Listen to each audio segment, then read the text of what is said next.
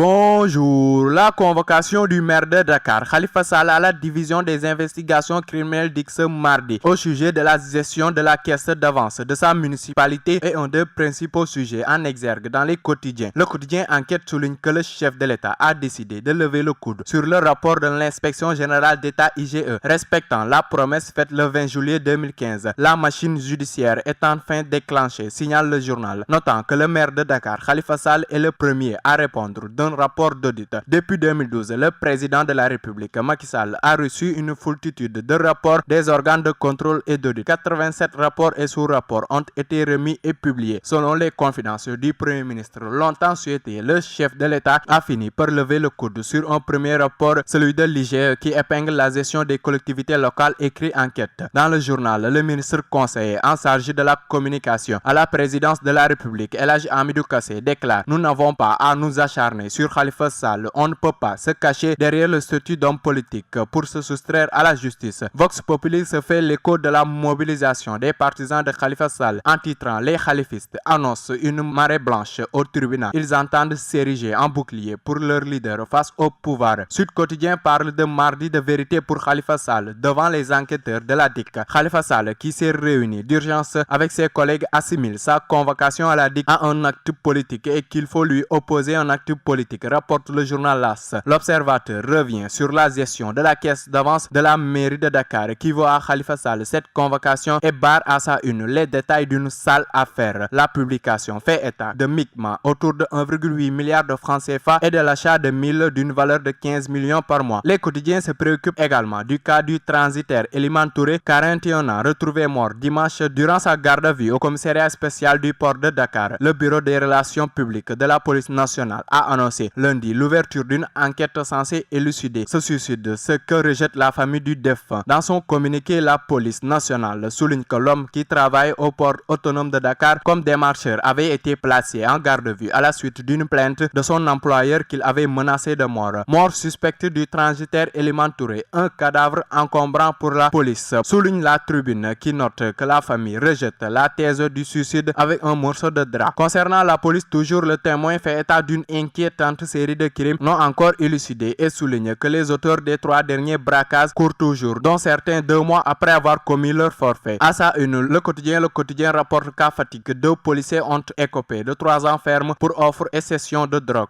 Le Soleil national annonce lui que le prix Africa Démocratie a été décerné à Macky Sall par différentes organisations de la société civile. C'est tout à vos journaux et très bonne lecture à toutes et à tous.